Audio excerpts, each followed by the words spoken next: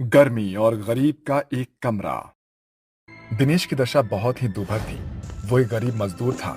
कम आमदनी में छोटे से कमरे का किराया भाड़ा और परिवार की भूख में दिनेश जो कमाता वो घर खर्च में भी पूरा नहीं पड़ता। उनका जीवन एक किचन जैसे छोटे से कमरे में कट रहा था, जिसके ऊपर टीन की छत चढ़ी थी, जहाँ गर्मियां बिताना आग की भट्टी में झुलसने जैसा था। दिनेश का मालिक मदन लाल बहुत ही मक्कार था। माँ, मुझे बहुत जोरों की गर्मी लग रही है। हमें और कब तक इस छोटे से कमरे में रहना होगा? ये सुनकर गरीब गीता की आंखें आंसुओं से भर आई। चिंटू बेटा, तू जानता है ये छोटा सा कमरा ही इस भरी गर्मी में हम गरीबों का ठिकाना है। हमारे पास इतने पैसे नहीं हैं जो हम बड़ा घर खरीद सके। माँ, हम इतने गरीब क्यों हैं? चिंटू के इस सवाल पर गीता पूरी तरह चुप हो जाती है। तभी उसकी सास सुधा बातों को संभालते हुए बोलती है। अरे चिंटू बेटा, किसने कहा कि हम गरीब हैं? छोटा ही सही मगर हमारे पास कमरा तो है, वरना इस दुनिया में कितने गरीब ऐसे हैं जिनके सर पर इस गर्मी में छत भी नहीं है जो उन्हें छांव दे सके। अच्छा गीता, मैं काम पर जा रहा हूँ। सुनो जी, मदन लाल से थोड़े पैसे ले आना। शाम को खाना बनाने के लिए एक दाना भी नहीं है। घर की जिम्मेदारियों के बोझ के साथ दिनेश काम पर निकल जाता है। सभी मजदूर मदन लाल की निगरानी में बड़े बड़े घर बनाने का काम करते थे। दिनेश भी उन्हीं में से एक था। दिनेश, तू कहाँ रह गया था? मदन लाल तुझे पूछ रहा था, चल काम पर लग जा। दिनेश बिना देरी किए सीमेंट बालू बनाने लगता है। तभी देखते देखते घनी धूप छा जाती है। ऐसे में दिनेश पूरी तरह से पसीने से भर जाता है, मगर घर में घिरी गरीब हालत उसके आंखों पर नाचता रहा और उसने दिन भर मेहनत किया। अरे दिनेश, खाना नहीं खाएगा क्या? देख दोपहर ढल गई है, चल आजा खाना खा ले। अरे नहीं गोपाल, तू खा ले, मुझे काम करना है। दिनेश दिन भर खून पसीना बहाकर गर्मी में मेहनत करता है। देखते ही देखते शाम ढल जाती है। मालिक, मुझे थोड़े पैसे दे दीजिए, गर्मी बहुत बढ़ गई है, घर के लिए पंखा खरीदना है। अरे गर्मी क्या तेरे अकेले के घर के लिए बढ़ी है? हाँ, ये पकड़ 150 रुपए। आज तू आधा घंटा देरी से आया है, इसलिए तेरे 50 रुपए काटे हैं मैंने। अब खड़ा क्या है, चल फुट यहाँ से। इस तरह गरीब की मजबूरी का फायदा उठा मक्कार मदन लाल उसके हक के पैसे मार लेता है। दिनेश उदास मन से घर आता है, जहाँ गीता कमरे के कोने में मिट्टी के चूल्हे पर भरी गर्मी में खाना बना रही थी। वहीं नन्ही सी मुनिया गर्मी में बस बिलखे जा रही थी। ऐसे में चिंटू किताब से अपनी नन्ही सी बहन को हवा कर रहा था। दादी दादी, देखो ना, मुनिया गर्मी से खूब रो रही है। मुझे भी बहुत गर्मी लग रही है दादी। ऐसा बोलते हुए चिंटू गर्मी में बेहोश होकर गिर जाता है, जिसे देखकर सुधा और गीता फूट फूट कर रोने लगते हैं। चिंटू, उठ बेटा, उठ ना। माँ जी देखिए ना, चिंटू आंखें क्यों नहीं खोल रहा है? बहू, लगता है गर्मी चिंटू के सर पर चढ़ गया है, इसे अस्पताल ले जाना होगा। माँ जी, आप मुनिया के पास रुकिए, मैं चिंटू को अस्पताल ले जाती हूँ। गीता भरी आंखों से रोते हुए चिंटू को गोद में उठाकर भरी गर्मी में नंगे पांव अस्पताल भागती है। डॉक्टर साहब, मेरे बच्चे को बचा लीजिए, ये आंखें नहीं खोल रहा। ठीक है, जाकर पहले काउंटर पर कैश जमा करवा दीजिए। मगर मेरे पास पैसे नहीं है। पैसे नहीं है तो यहाँ क्यों आई है मुंह उठाकर? हाँ, ये खैराती अस्पताल नहीं है। गार्ड, बाहर निकालो इसे। डॉक्टर की एक धौंस पर गार्ड बड़ी ही बेरहमी से उस गरीब माँ को उसके बच्चे के साथ घसीट बाहर फेंक देता है। हे भगवान, मुझ गरीब की मदद कर, वरना ये गर्मी मेरे बच्चे को खा जाएगी। अचानक गीता के आंसू चिंटू के माथे पर पड़ते हैं और वो होश में आ जाता है। माँ, तुम क्यों रो रही हो माँ? चिंटू, तू उठ गया मेरे लाल, मुझे लगा मैंने तुझे खो ही दिया। चल घर चलते हैं। घर आकर गीता काम में लग जाती है और भरी गर्मी में पसीना बहाकर सभी के लिए खाना बनाती है, जिससे कमरा गर्मी से भर जाता है, जिसकी वजह से पूरा परिवार पसीने में भीग जाता है। गीता बहू, खाना बना कि नहीं? सभी भूखे हैं, अगर देरी है तो हम बाहर से हवा खाकर आते हैं। खाना बन गया है माँ जी, बस लाई। जैसे ही गीता सभी के बीच खाना परोसती है कि अचानक से बिजली चली जाती है। ऐसे में मुनिया जोर जोर से चिल्लाने लगती है। हे राम जी, इस निगोड़ी बिजली को भी अभी ही जाना था। बहू, लालटेन जलाकर ले आ। इसके बाद गीता लालटेन जला देती है। भरी गर्मी को देखकर सभी की भूख मर जाती है और जैसे तैसे सभी आधा अधूरा खाना खाकर उस कमरे में सो जाते हैं। हे भगवान, एक तो ये गरीबी और ऊपर से ये गर्मी की मार हम जैसे लाचारों को जीने नहीं देती है। भला इस सकेती में कैसे सोया जाएगा? अरे गीता, तुम सभी सो जाओ, मैं तुम सभी की हवा कर देता हूँ। दिनेश काफी देर तक सभी को पंखे की हवा करता है। देखते ही देखते वो भी ऊँघते हुए सो जाता है। जहाँ अमीर लोग एसी की ठंडी ठंडी हवा और मखमल के बिस्तर पर मजे से सो रहे थे, वहीं हर साल गर्मियों का मौसम एक गरीब के घर पर आफत बनकर छाया रहता है। ना तो आठों पहर बिजली होती है और ना गरीबी के कारण घर में गर्मी से खुद को बचाने का छोटा मोटा संसाधन भी। अगली सुबह जब सभी की नींद टूटी तो गीता ने देखा कि उसके दोनों बच्चों का पूरा शरीर गर्मी के घनघोर दाने और घमौरियों से भरा पड़ा है और चिंटू जोर जोर से खुजली करने लगता है। माँ, मुझे बहुत जोरों की गर्मी लग रही है, खुजली भी हो रही है। पिताजी एक नया पंखा खरीद लाइए ना। कब तक हम इस एग्जॉस्ट की गर्म हवा खाते रहेंगे? बस बहुत हो गया। मेरे रहते मेरे बच्चों का ऐसा हाल मुझसे बर्दाश्त नहीं होता। अब चाहे मुझे कितनी भी मेहनत क्यों ना करनी पड़े, मैं अपने परिवार को इस सकेती से निकाल कर ही दम लूंगी। अपने बच्चों को ऐसे बिलखता देखना मेरे लिए मर मिटने जैसा है। ऐसा कहते हुए गीता भरी गर्मी में काम की खोज पर निकल जाती है और करुणा नाम की एक भली औरत उसे काम पर रख लेती है। बहुत ही जल्दी करुणा गीता से घुल मिल जाती है। तो बताओ गीता, तुम्हारे घर में कौन कौन है? मालकिन, घर तो हमारा है ही नहीं, बस एक छोटे से किराए के कमरे में जिंदगी कट रही है, जहाँ भरी गर्मी में मेरे दो छोटे छोटे बच्चे, सास और पति बड़ी मुश्किल से रह रहे हैं। सच कहूँ तो मेरे घर से बड़ा तो आपका किचन है। हम गरीबों की जिंदगी भी बड़ी अजीब है। मालकिन, सारी जिंदगी हड्डियां गलाकर कमाने खाने में गुजर जाती है और पूरी जिंदगी झोंक कर भी एक गरीब एक गज जमीन भी नहीं खरीद पाता।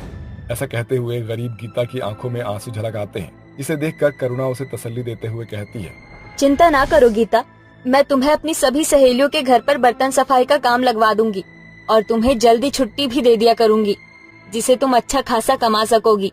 और फिर वो दिन दूर नहीं जब तुम इस गरीबी और मौसम की मार दोनों से उभर जाओगी।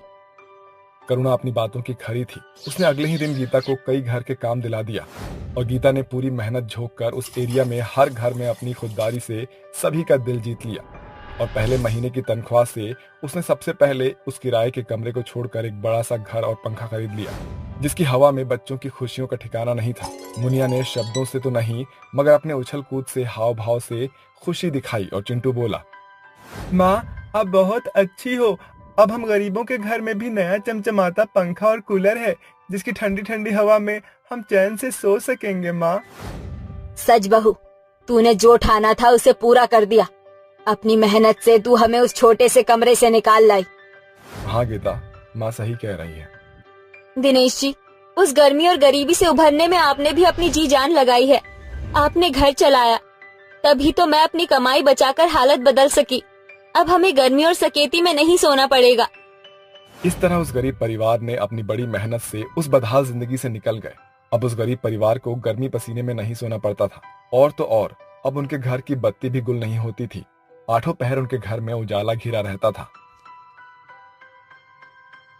मायरा मजे से अपने कमरे में देर सुबह तक एसी की ठंडी ठंडी हवा में सो रही थी। तभी गर्मी के कारण उसकी आंख खुल जाती है और वो देखती है कि उसकी माँ मालिनी कमरे में झाड़ू लगा रही है।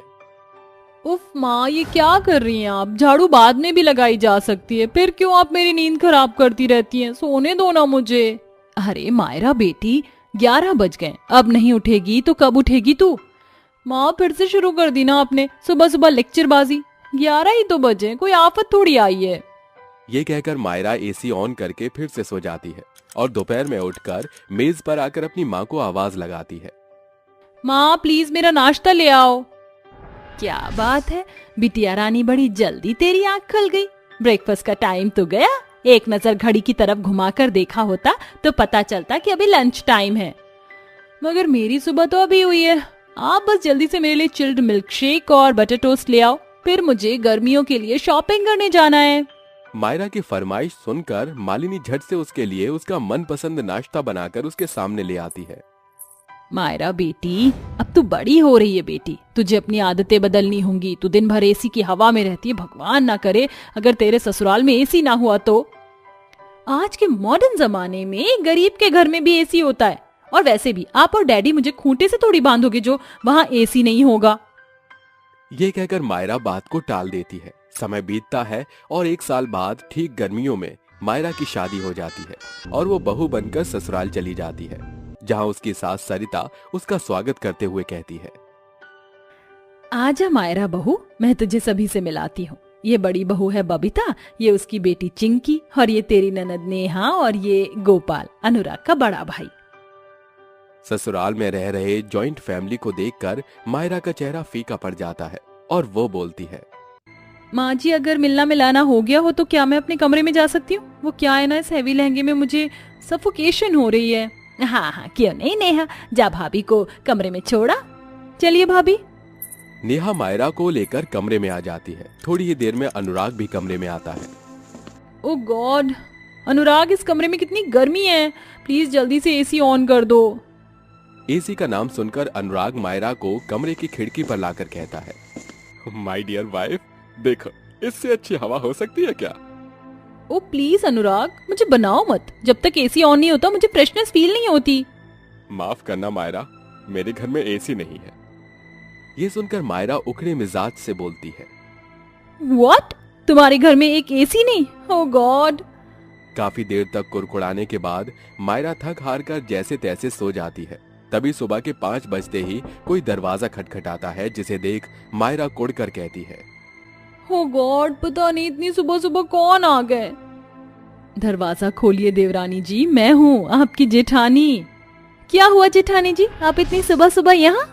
देवरानी जी आज आप ससुराल में आपकी पहली रसोई की रस्म है, जल्दी से नहा धोकर रसोई में आ जाइए। ये कहकर बबीता चली जाती है। कुछ देर बाद मायरा भी रसोई में आती है, जहाँ उसकी सास सरिता कहती है, बहू सबसे पहले हलवा बनाकर चूल्हा पूजन कर देना और अनुराग के लिए छोले चावल बना देना, और तेरी जेठानी कचौरियाँ बड़े चाव से खाती तो उसके लिए कचौरी तल देना, और हाँ नेहा के लिए खट्टी सी कढ़ी बना। बस इतना ही बनाना है, मेरे लिए फुलके सेक देना। ऑल द बेस्ट देवरानी जी।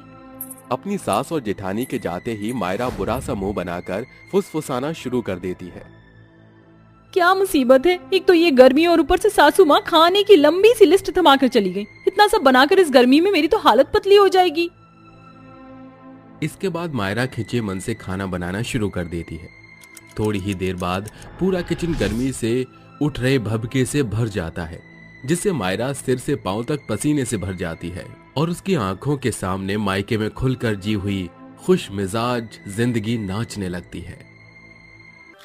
मायरा अपने कमरे में बैठी पास्ता खा रही होती है, तभी अचानक, ओह गॉड, इस पास्ते में तो बिल्कुल भी नमक नहीं है, लगता है माँ नमक डालना भूल गई। मायरा कमरे से उठकर पास्ते से भरी प्लेट लेकर जैसे ही किचन में आती है तो तड़के की छौंक से वो जोर से छींक पड़ती है। तभी मालिनी उसकी पीठ सहलाती है। मायरा मेरी बच्ची, तू ठीक तो है? कुछ चाहिए था तो मुझे बुला लेती। ओह गॉड माँ, किचन में कितनी गर्मी है, मैं तो कहती हूँ आप भी बाहर चलो। बेटी अगर हम हाउसवाइफ अपनी जिम्मेदारियों से मुंह मोड़ लेंगी तो कौन संभालेगा हमारी जिम्मेदारी? तू जा, मैं नमक डाल कर लाती हूँ। अचानक सीटी की आवाज से मायरा अपने मायके की यादों से बाहर उबर आती है, जिससे उसकी आंखें आंसुओं से भर जाती हैं और वो बोलती है, पता नहीं माँ इतनी गर्मी में इतना सब कुछ कैसे करती थी। इसके बाद मायरा पहली रसोई में बनाया हुआ खाना अपने ससुराल वालों को परोसती है। अरे वाह मायरा, खाना तो काफी अच्छा बनाया है तुमने। हाँ चाची, आपने बहुत स्वादिष्ट हलवा बनाया है। ऐसे ही दिन बीतते जाते हैं, मगर मायरा अभी भी अपने ससुराल में घुल मिल नहीं पा रही थी। किसी न किसी बात पर उसे अपने मायके की कमी खल ही जाती थी। एक दिन की बात है। माँ मुझे कुछ पैसे दे दो, गर्मियों के लिए कॉटन के कपड़े खरीदने हैं। हाँ हाँ क्यों नहीं बेटी, ये ले पैसे, जा खरीदारी कर ले। नेहा को अपने मन की कहता देखकर मायरा भी अपनी सास से गर्मियों के लिए शॉपिंग की बात कहना चाहती थी, मगर एक बड़ी हिचक ने उसे घेर लिया और एक बार फिर उसे अपने मायके की याद आ गई। माँ देखो ना, गर्मियों के लिए मीशो पर बहुत ही फ्लेक्सिबल आउटफिट्स बिक रहे हैं, मैं ऑर्डर कर दूं क्या? अरे ये भी कोई पूछने की बात है? मायरा जब तक मायके में है जो पहनना ओढ़ना है खाना पीना है सब कर ले। माँ मायके से आपका क्या मतलब है? मायके से मेरा सीधा मतलब ये है बेटी कि जितने खुले मन से तू अपने मन की बात माँ के आगे रख पाती है, ससुराल जाने के बाद तू एक हिचक से भर जाएगी। वहां तुझे हमेशा 6 मीटर की साड़ी में रहना होगा। ऐसा कुछ भी नहीं होगा माँ, मैं कोई 70 सेंचुरी की शर्मीली नहीं हूँ जो शर्मा जाऊं। मायरा जैसे अपने मायके में बिंदास रहती वैसे ही ससुराल में रहेगी। इसी के साथ मायरा मायके की याद से बाहर आ जाती है और खुद से कहती है, माँ ने बिल्कुल सही कहा था, बहू बनने के बाद सब कुछ बदल जाता है। उस शाम जब मायरा कमरे में अकेली बैठी हुई होती है, तभी उसकी सास, जेठानी और ननद तीनों हाथों में कई सारे चमचमाते शॉपिंग बैग्स लेकर वहां आती हैं। माँ जी, जेठानी जी, ये सब क्या है? खुद ही खोलकर देख लो मेरी प्यारी देवरानी। जैसे ही मायरा शॉपिंग बैग्स खोलकर देखती है तो उसके अंदर बहुत सुंदर सुंदर कपड़े होते हैं, जिसे देख मायरा आंसू से भर जाती है। माँ जी, ये सब कुछ तेरे लिए है बहू। मैं तेरी आंखों में झांक कर बस तुझे समझने की कोशिश करती रही और तुझे अपने मायके की यादों में खोया हुआ पाया। बहू, तेरा ससुराल तेरे मायके की तरह हाई फाई तो नहीं, मगर हाँ, हमसे जितना बन पड़ेगा हम करेंगे। तुझे ये साड़ियाँ पहनने की आदत नहीं है, इसलिए तुझे इस गर्मी में जो पहनने का जी करे वही पहनना। रही बात एसी की, तो बहुत जल्द वो भी लग जाएगा। माँ जी, मुझे एसी नहीं चाहिए। मेरे ससुराल वाले मुझे समझते हैं, मेरे लिए यही काफी है। मैं खुश हूँ। उस दिन के बाद से मायरा अपने ससुराल में पूरी तरह से घुल मिल कर रहने लगती है, जहाँ उसकी जेठानी बबीता किचन में हमेशा उसका हाथ बटाती। अब मायरा को किचन में गर्मी का एहसास नहीं होता, न उसे अपने मायके की कमी महसूस होती।